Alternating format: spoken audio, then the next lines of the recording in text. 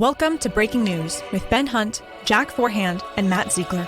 Before we start, let me remind you what the show is not. Breaking News is not a show about fact-checking. Breaking News is not a show about saying whose bias is the one and only correct bias. And Breaking News is definitely not a show about calling out fake news. Breaking News is a show where we look at today's top stories and have a conversation around our favorite critical question, why am I reading this now? Drawing on the headlines we're tracking at fiatnews.com, join us as we talk about what's collectively making us tick, with clear eyes, full hearts, and this obligatory disclaimer. Nothing in this podcast is advising you to buy or sell any security or to do anything with your money. Seriously, you should only act on investment advice from someone you know and someone who knows your unique situation. We are not that person. Welcome back to Breaking News. I'm Matt Ziegler, that's Jack Forehand, and this is Ben Hunt. We're picking up where we left off in the last episode. We want to do this big story and then connect into the zeitgeist and then have a market section because we're all markets people. So this is what we write and think and talk about all day, every day. And this second part is the market segment from the first episode, which if you missed, go back and check it out on YouTube. The big thing in markets here is inflation, and it's the narrative inflation, because inflation infects stocks, it infects bonds, it infects your alternatives, it infects your real assets, it infects your job, it affects your family. Nothing hides from inflation. And so the stories, the narratives around inflation and the market implications, there's nothing that hides from this. So Jack, maybe connect inflation and fiat news, and let's tee up some of the conversation we've been having behind the scenes with Ben on this. Yeah, and before I do that, Ben, I just wanted to say, after I did that first episode, I know because Matt and you know a lot more about this than I do. It's amazing how it changes the way you see things. I read CNN completely differently now than I was before. I'm seeing this nudging language. It is amazing. Once you see this stuff once, probably forever, I will see these things and I will analyze the way the nudging language and the way the news works differently than I did before. I tell you, Jack, that's been the impact for me personally, for spending, now it's going on, a professional career, 35 years trying to look at this rigorously. I'll say two things. First is, you're right. Once you start, however imperfectly, seeing the water in which we swim, hearing the words of nudge, you start hearing and seeing them everywhere, right? That's absolutely true. The other thing, though, Jack, is that, I have been doing this for 35 years, and I still get caught up in the stories. I'll still read something, and it'll push my buttons, right? And I'll get really angry, or I'll go, oh, that's amazing. That's so right? And it requires constant, vigilance, frankly, and it can be pretty tiring sometimes, but that's the world in which we live now, where we are being inundated with these words of nudge, what we call fiat news, opinion presented as news to get us to behave in a certain way. So I appreciate that, Jack, and I think that is exactly what we're trying to achieve with this podcast, to sensitize people to the water in which we swim. But it's so everywhere. Don't beat yourself up too much if, you still find yourself getting swept along sometimes, because it absolutely still happens to me.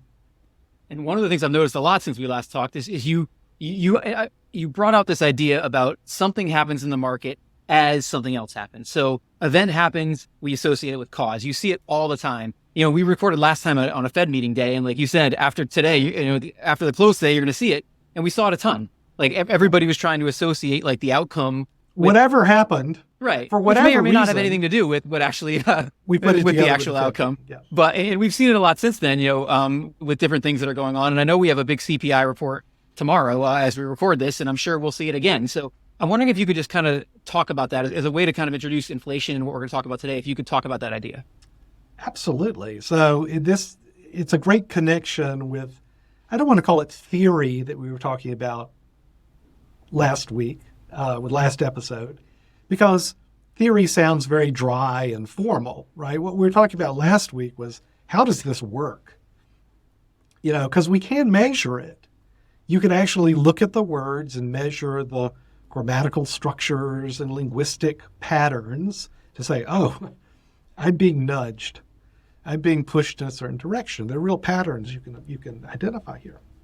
And one of the patterns we talked about, to your point, was, we like to call it implied causality, right? And you'll see it in an article, you'll see it in a sentence, you'll see it in a paragraph, you'll see it in a headline. X happens. Stocks go up, stocks go down, as, that's always one of the frequent connecting words, as, Fed meets. Or, as we're today, right, while we're recording this, market's down a bit. And so what we're seeing, I'm looking at the Bloomberg headline right now, stocks under pressure as traders wait for CPI report tomorrow. Right? You might, if you were looking at this a little skeptically, say, well, bond prices aren't moving today. You would think bond prices might move a little bit more even than equities on a CPI report. So, but you can't write that headline, bonds doing nothing as we wait for the CPI report tomorrow. No, when something happens, stocks are down, you have to say why. That's what all media tries to do. They have to tell you why. And they'll make it up. That's what you have to do. You have to present a why, whether it's true or not, who knows. Present the why, because that's what we humans are always going to media to look for. The why. Is the brightest light right now the why? Just the idea that we all care about inflation? Just tie that back to common knowledge. Like the only obvious why is there's a CPI report tomorrow, and exactly. We are all but moths. Exactly. I mean, you can't just sit there. We talked about this last week and say, well, it's just variance. Stocks go up, stocks go down. I don't know. Although, almost all the time, that's it. That is actually it. There is no causality. It's variance. Stocks go up, stocks go down. Things happen, all right? But there's no story there. There's no audience for that. So you have to present the why. And while we've got something on the brain like inflation, and on the brain for good reasons, Matt, to your point about, how inflation takes over everything, I had the chance, first time in my life, to go down to Buenos Aires a couple of weeks ago. My daughter was working down there, and so I say, never been down there, never been to Argentina in my life. And what was so striking to me, and I had heard this from my friends from South America, talking about either growing up or their lives there now, about how inflation permeates everything. I'd read it or I'd heard it. I hadn't really experienced it till I was there. And it's amazing. Every decision you make, all of the day-to-day frictions that are caused by, inflation. Do I change my dollars for pesos? I'd like to, but the biggest bill in circulation is like a $2 bill. Should I pay for cash here? Do I carry around a stack of 1,000 peso notes? It's amazing how it pervades everything in life once inflation takes root. So it's good that we're focused on it and it's meaningful. But that is top of mind, and so that's the why. That's always going to be the why in this environment. Will you just say, because it's an economic and it's a behavioral economics term that we use all the time, and that's this word friction. Give 2 seconds on friction in that thing, on just making a decision in Buenos Aires, and the difference between having friction but versus not having friction. I just mean it in the very plain sense of the word here. That you're right. There's a meaning for it, friction and the like. I just mean it's just a hassle. It's a needless hassle, right? And we're very lucky. I think most of our listeners are here in the United States or similarly situated in some, well-off Western country that's not wrestling with whatever it is in Argentina now, high single digits per month, right? Inflation. It just permeates everything. It's just a real hassle, not just for people visiting, but for daily life there. It's just a friction and a hassle to life that shouldn't have to exist. And I have a new, not empathy or new concern about inflation, but I have a lived experience now, however brief and however shallow, that helps me understand things, that a lot better. Going back to your original point, Jack, about seeing the world better, this is the value of lived experiences, right? It's the value of not just reading something or hearing the words, but actually experiencing it, and that imprints it on us, right? It is, in fact, this will be a topic for a lot more conversations. I think the real defense we have against the use of words in what we read, the water in which we swim of messaging, right? I think the defense against that is our own lived experience. I mean, that seems so simple and maybe trivial, but I can't emphasize it enough that the defense to all of this is talking with actual other human beings that you trust about their lived experiences, trusting your own lived experience, and relying on that more than you rely on the messaging of the talking heads on TV or the Twitter influencers or whoever you want to use here. To your point of lived experience, it's interesting. Once you talk to somebody who's been through real inflation, like actually lived it, it changes them forever. I know on our other podcast, we had Rodrigo Gordillo from Resolve Asset Management on. Yeah. And, he grew up I know Rodrigo with real yeah. inflation. And I learned, to your point, about talking to people who have that lived experience, I learned so much from him because I can look at it all I want. I can look at all the data I want. Talking to him and understanding what it actually looks like to have real inflation. Not like what we had here in the last couple of years, but really, really high inflation. When you talk to somebody like that, it really changes your perspective. 100%. And so, there are lots of purposes for this podcast, right? To help people see the water, the actual language and structures of how we're being nudged. But it's also, particularly when we're talking about markets, and we'll try to, I think, future episodes, we'll do a better job of balancing this, right? We'll have a little market segment. We'll talk more about it on this session here. Especially with our investing, it's less, I think, what we're told and how we're nudged than, again, trusting your own lived experiences and having real personal contacts with people who have experiences separate from yours. On our previous episode, we talked about the life cycle of a narrative, and we introduced this concept of common knowledge. And I'm just wondering, I think a good starting point to talk about inflation here might be for you to talk a little bit about what the common knowledge is today on inflation.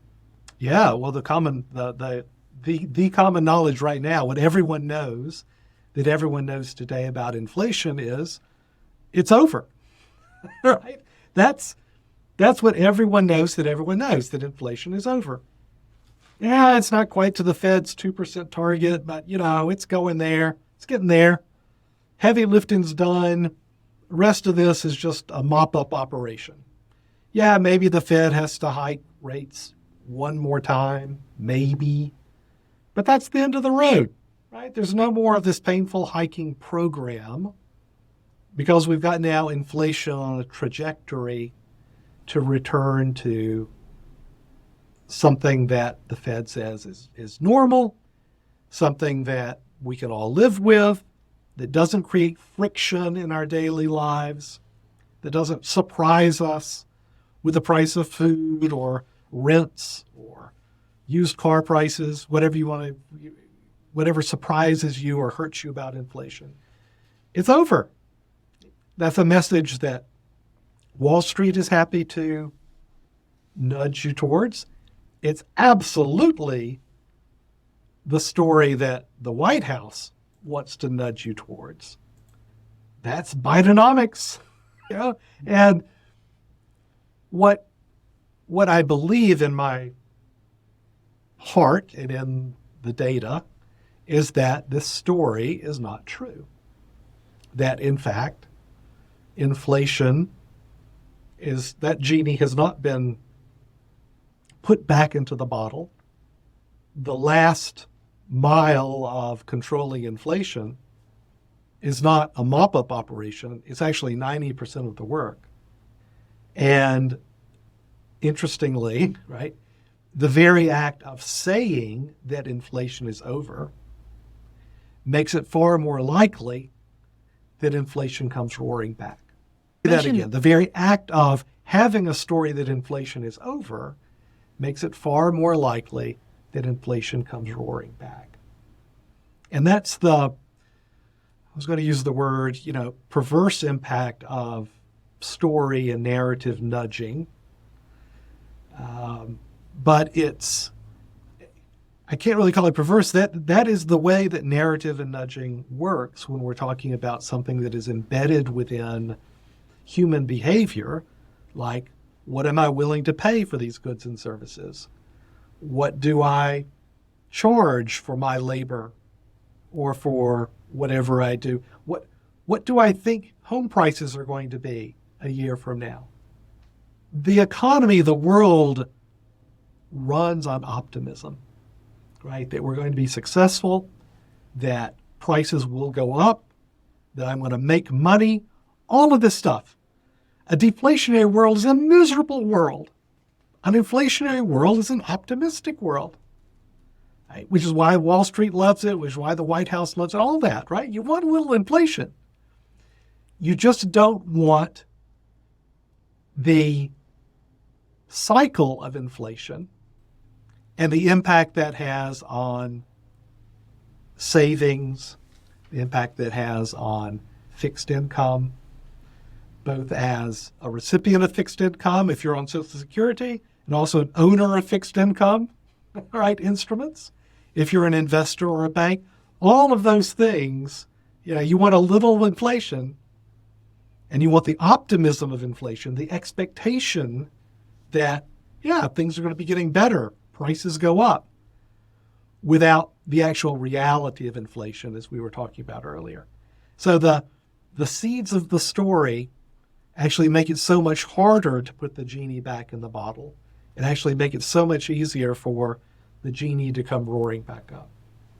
You mentioned that, the White House is pitching this whole idea, the narrative inflation is over. Sure. Wall Street is pitching the idea inflation is over. What's the Fed doing right now? I mean, for a long time, they talked about higher for longer, and they seem to be pushing, rates are going to keep going up. I mean, maybe there's a little bit of a crack in that right now, but what's the role they're playing in kind of shaping the inflation narrative right now? Their story is still higher for longer, right?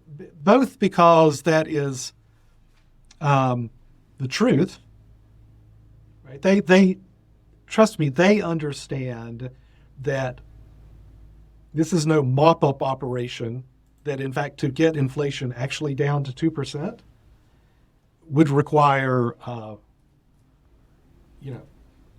say significantly even higher than we have now, and for a lot longer than anyone's thinking. That last mile of controlling inflation is 90% of the work. That's the real hard part of this. But at the same time, right, the economy is working fine. Right? And ultimately, if you're on the Federal Reserve, that's what you want. You want people to be happy. You want people to say, oh, you're the hero. You really managed this. It's a soft landing and all like that. And God, I hope it is. But what I'm saying to everyone, right, is that the story of inflation is over before inflation is actually over makes it so much more likely that inflation comes roaring back. And Jack, we are seeing that in the real world right now. You're seeing that in energy prices. You're seeing that in home prices. Right? Home prices are no longer going down. Home prices are now going up. You're seeing this on all sorts of areas, right? Wages continue to go up. Pricing continues to go up from corporations. None of that has abated. But the way we measure inflation with the CPI, and in particular with what's called owner's equivalent rent, right? This is the way that home prices get into our CPI numbers. And the way it's calculated is, what would it cost you to rent out the home that you own? Right? It's, convoluted and all of that, but they don't take home price is directly into account. It's constructed into what's called owner's equivalent rent. And the way this is constructed means that there's a long lag with what's actually happening with home prices before it gets reflected in the numbers. And shelter, owner's equivalent rent, is a huge portion of our inflation calculation, particularly the core inflation calculation, which is, to your question, what is the Fed looking at? It's these core measures. We're principally looking at that. Right now, owner's equivalent rent, because of this long lag, is going to be pushing down the official CPI numbers for quite a while. It's not going to reflect the current now uptick in home prices, I think, for another 6 months, maybe 9 months. So the story of inflation is over. It's going to be a little more challenged, right? It's going to be more difficult to show a decline in inflation from the current, 3.2 headline high, 4.8, 4.9% core. I think it flatlines from here. I don't think it actually starts going down. But the story of inflation is over. You can still say, it's just temporary while we're just kind of flatlining here. You mean transitory? Transitory, right. We've gone from transitory inflation. It'll be kind of a transitory, I guess it's still transitory inflation, right? But now it's the market saying it rather than the Fed saying it. And it's the White House. It's the kids in the back seat saying, "Are we there yet? Are we there yet?" Oh, I love Dad that, yelling. Matt. That's perfect. And so the more that we say that story of, okay, it's transitory, it's going away, the more it encourages people to say, well, that I want to raise. B, I think I should raise the price of my home that I'm going to sell. If you're going to sell it, because how are you going to sell it, with your mortgage at a 3% fixed mortgage, you're not going to sell because you can't get a mortgage anywhere close to that. So supply stays constrained. Expectations of happy days here again go up, driving all these inflationary behaviors because we're telling the story. The data is not going to show a resurgence in inflation. It's not going to be obvious to everyone that inflation is back with a vengeance until the CPI number starts to significantly go up again. And I don't think that happens until like 6 months from now.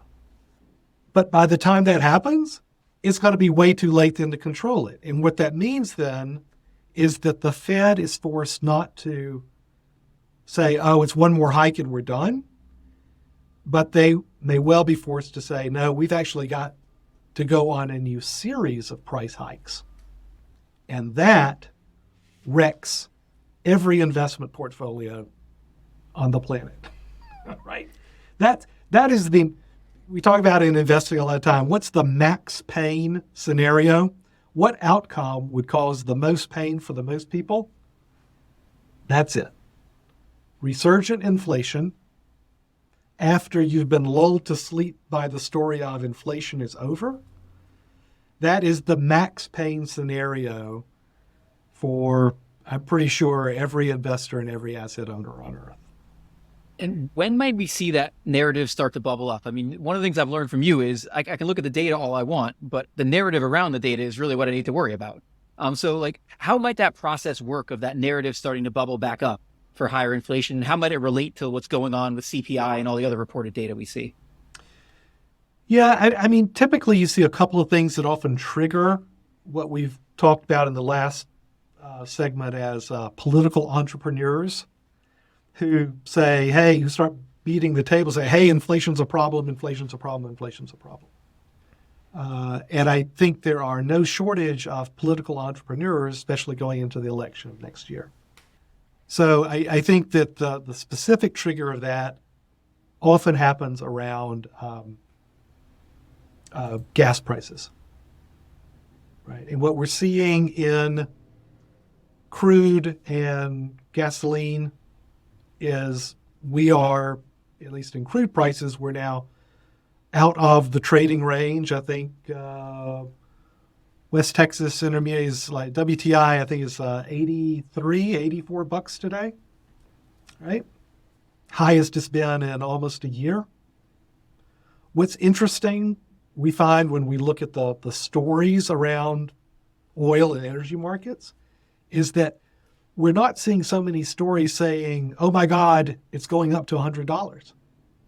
Which, again, like I was saying earlier, the story, once it really gets out there, it kind of works in the opposite direction of the story. So when you have a story that's out there saying, oh, inflation's over, that actually ends up supporting more inflation. When you get lots of stories saying, oh my God, oil is crazy high, that actually makes it more difficult for oil to go a lot higher. We're not seeing those stories yet. So from a narrative perspective, I think that the price of oil can go higher still. Right? And once you get to like $90 crude, gasoline prices, like say that are already about as expensive as they've been in, 9 months or so, those are the kind of triggers that can get a story going about, oh my God, inflation is back. So I think that's the most likely scenario, short of 6 months from now when the increase in home prices starts getting reflected in the CPI numbers and you start getting more upside surprises on the CPI numbers so that everybody says, oh my God, inflation really is back. For your portfolio though, right? If you wait until 6 months from now where it's reflected in reality, it's kind of too late, right? You can't be too early in adjusting your portfolio because if you try to hedge from inflation right now where the dominant narrative is, oh, inflation's over, that's an expensive price to pay in your portfolio. It really is. But if you're so late that you wait until it's, already in the numbers, then you'll take most of the damage then before that happens. The trick is, and this is always the trick with timing, right? You can't be early because if you're early with a negative view on anything, you're just wrong. But if you wait until after it happens, it's really hard to adjust after the fact. That is the life of modern day investing when inflation is at the door. I'm just wondering when you look at your data, because you have a very unique position here and you're actually seeing real world data as you look at articles and you look at nudging language. What will you be looking for as you kind of see whether inflation is, the inflation narrative is building up again? Can you just talk about behind the scenes, like the types of things you're looking for in the news? 100%. I'll give you another example that links to that conditionality or implied causality of fiat news. Last week, I forget it was Thursday or Friday, S&P was down about 1%. Stocks were down. It was the day after Fitch had downgraded the U.S. government from AAA to whatever the Fitch rating system is, AA plus, whatever their system is. And the headlines after the markets closed, after the S&P was down 1%, was stocks get hammered as Fitch downgrades the U.S. Perfect example of this kind of implied causality that we're talking about. Now, let me tell you, In reality, in the real world, nobody cares about Fitch downgrading the United States. It does not matter. There are no forced sellers from this downgrade. It matters when Fitch or S&P, when they downgrade a bank. Man, we saw that with First Republic, Silicon Valley Bank, all this. That matters. There's nothing riding on, the U.S. by Fitch is either AAA or AA plus. Nothing. I remember it was, I think, 2011, last time we went through the downgrade, right? And I remember some institutional clients having to update investment policy statements. And they were like, this is annoying. We don't want to have to change our portfolios just because Moody's, who just did us dirty for the financial crisis. Yep. So they updated everything in 2011. And that's such a valuable point. This isn't a panic attack. This is a legal nuisance. So real world, Jack, I promise you that downgrade had no impact on the S&P 500 being down 1%. These were two events. Stocks down. We got to say why. Fitch downgrades the U.S. Right. So that's a good example of what I'm talking about. And I will tell you that one of the things we're looking for is to see whether that Fitch downgrade has an impact in narrative world. I promise you it had no impact in real world. What's really interesting to me, though, is will that have an impact in narrative world? See, stories and events like Fitch downgrading the United States, or, once, Bloomberg says stocks down as Fitch downgrades the United States. Think of that as a little snowball on top of the hill. And when Bloomberg wrote that headline, they pushed the snowball right over the hill. Now, most stories get made into little snowballs and pushed down a hill 100 times a day. Right? There are dozens of headlines in Bloomberg every day and dozens of headlines from CNBC and all the rest. All these little snowballs are pushed off the hill, and most of them roll for 24 hours and they're done. That's it. Sometimes, though, the snowball picks up speed and it starts to roll. And it's like those old cartoons, the snowball rolling down the hill. It gets bigger and bigger and bigger and starts knocking things down and ends up creating an enormous avalanche. In a nutshell, that's what we do with our narrative analysis. Right? What we're trying to look for are the little snowballs that pick up speed into being bigger snowballs and start rolling down a hill. Fitch downgrade in reality, who cares? Fitch downgrade combined with Bill Ackman comes out and says, I'm shorting the 30-year long bond of the United States. Fitch downgrade comes out at the same time where the Bank of Japan says, oh, you know what? We've been controlling our interest rates, our long-term interest rates, and we will buy everything to keep them to a certain level.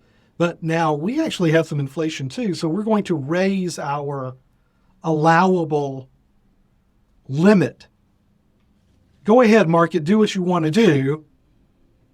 We'll take the limit from 50 basis points on a 10-year yen bond. Yeah, that was going to be our limit. And we're going to just buy it to keep it down below 50 basis points. If it gets between 50 basis points and 1%, we'll probably let that go.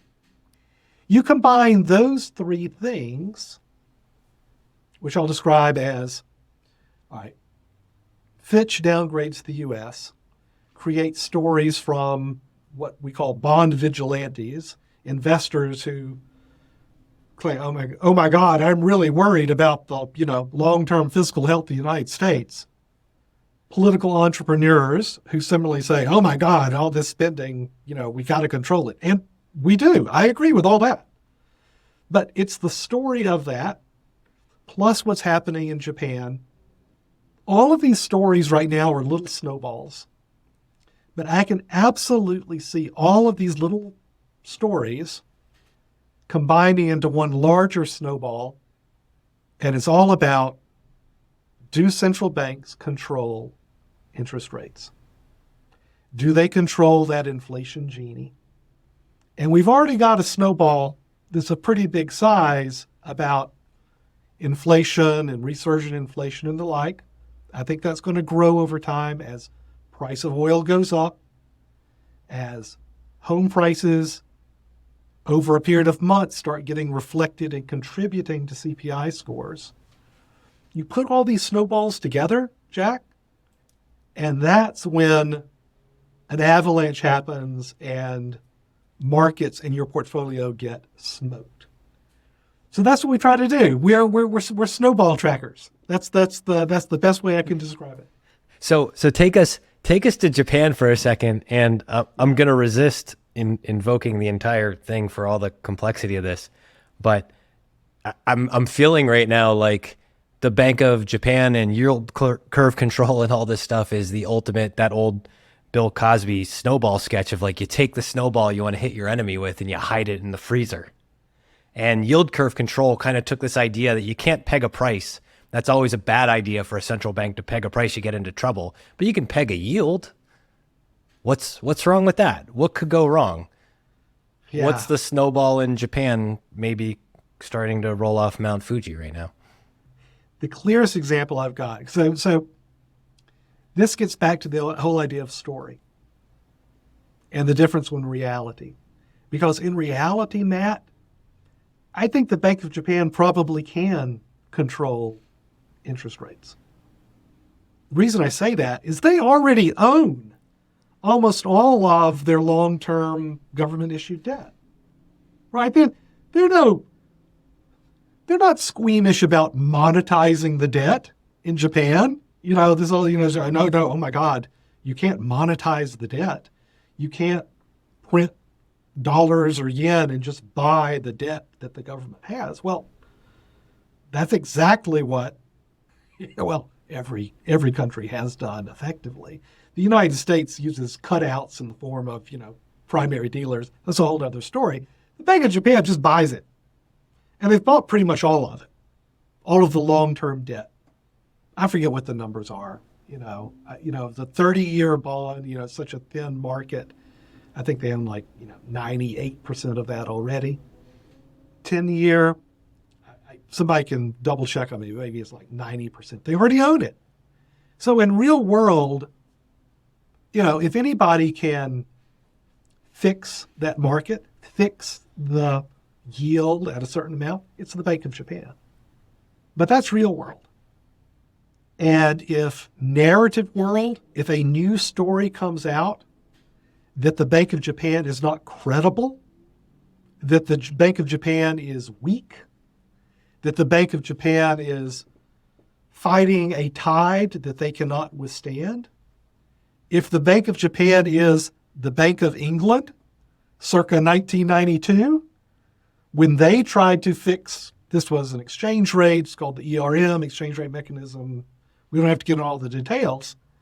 But once the story was, Bank of England has no credibility, George Soros and Stan Druckenmiller, they're the bond vigilantes who can, stick it to them.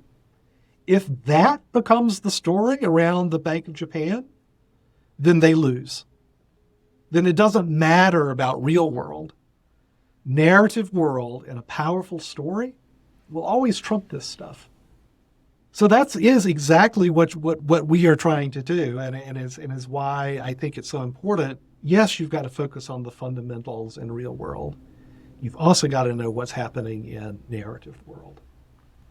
It seems to me like that is probably the most important story in the world right now in terms of central banks in general and their ability to control inflation, their ability to control rates. Because if the narrative gets out that they can't, if the world loses confidence in them, then you've got a huge problem. So it seems to me like that would be maybe the story to be tracking right now as we kind of look forward. That is you talk about, earthquakes from plate tectonics, right? The plate tectonics of our investing world is the And by that I mean, it's the most prevalent common knowledge in the world. We all know that central banks can control asset prices, that they are omnipotent, that they are all powerful, not omniscient, not all knowing. They make mistakes, right? That's fine, right? But the core idea is that when the shit hits the fan, the central bank can fix it. That the central bank can control inflation, that the central bank can avoid runaway interest rates, either directly by, like Bank of Japan, buying the long-dated securities, or indirectly, as we have in the United States and Europe. If that belief is shattered, Jack, then Katie bar the door. That is the biggest risk. I think it's very unlikely, but that is the avalanche that if all these little snowballs become one big snowball, that's the avalanche to really be concerned about. That's exactly right. I don't think it's going to happen. Don't run. Please. I don't want. But we have to have the tool set to identify it happening before it actually happens. Right? It's not being a doom and gloomer and saying, oh my God, the Bank of Japan, this is a catastrophe and short everything. So that's not it. But it's being clear-eyed enough to recognize that if the Federal Reserve is faced with resurgent inflation and they have to move to a new hiking program, meaning they have to come out and say, no, it's another 4 or 5 hikes, folks, sorry. We're going to keep hiking like every meeting or every other meeting until we get to 6.5, 6 3/4. That not only wrecks asset prices, but it also shakes the confidence that anyone can have that the Fed has got this under control. So yes, it's the Bank of Japan and it's the Fed, which I think are the two focal points for threats to this core narrative. Something is the primordial thing, right? So the narrative is that central banks are large and in charge. And if that gets threatened, everything's built on that. And just one more point on that. I think it's interesting. One of the things we're learning is their tools are not as great with dealing with inflation as they were with deflation. When I first became familiar with you was back before COVID, and you were talking on a podcast and you were basically saying, listen, there is no deflationary shock that the government can't deal with, like whatever Right. it is. And then you were proven completely right because we got a massive deflationary shock and they dealt with it. But it's interesting. Like, I think we're all learning because none of us have seen, or at least I haven't seen inflation in my career. The tool set may not be as good as it comes to dealing with the inflation as it was to dealing with deflation. 100%, Jack. And the toolkit, the real world toolkit, is the bluntest of blunt instruments. You've got to, it is taking a flamethrower to kill a mosquito, right? I mean, it just is. It is that blunt and powerful. Whether you're talking about trying to fix deflation, right? To create inflation in the market. I mean, look at what we did. We took interest rates down to zero, below zero in so many countries, below zero. Buy everything, buy trillions and trillions of dollars worth of assets to make the price of everything go up. COVID, talking about that deflationary shock of the pandemic. Well, let's bring the fiscal government into it too, and let's give out trillions of dollars. Helicopter money. That's what it took. Now imagine what it takes to contain inflation. And that's why I said that last mile, putting the genie back into the bottle at 2%, that's not the mop-up operation. That's the hard part. And because we've kind of declared victory before we even start the hard part, well, if you thought it was painful getting inflation under control in that first round, round 2 Once you've lost confidence, yeah, that is not pretty. So I'm going to do my best stab at summarizing this journey today. Good man. Take my best stab at this. So we opened up with this idea of once you see the water, you can't unsee it. And I'm going to introduce, this is my word on this, but I wrote it down several times because we talked about this. You learn from your own experience. And I'm thinking in terms of you have to become not a bond vigilante or one of those. You have to become a narrative vigilante. There you go. I love it. This is on you. Yeah, there's no Batman without Bruce seeing what happens to his parents, right? So as narrative vigilantes, it's on us to take the story out of our own experience and figure out how to apply it. So today, everyone knows that inflation is over. And so now us narrative vigilantes are trying to figure out not just why am I reading this now, but what to do about this next. And if we know that modernism actually runs on optimism, that a little inflation is a little good optimism, well, it's kind of like a little toothpaste on the toothbrush is good, but if you dump the whole tube on there, you got some issues and it's not going away.